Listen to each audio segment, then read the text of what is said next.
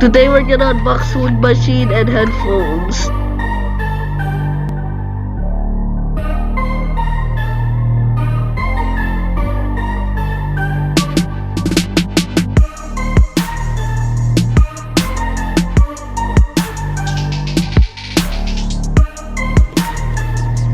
See, we need batteries for this.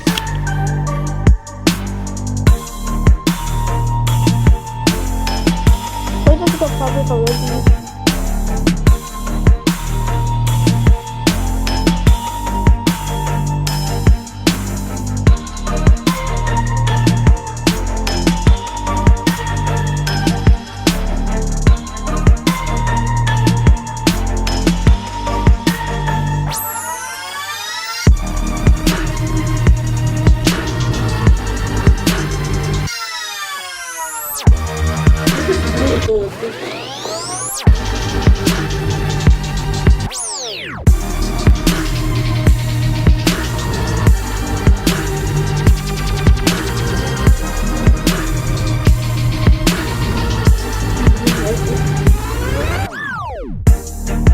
Oh, look, there's buttons.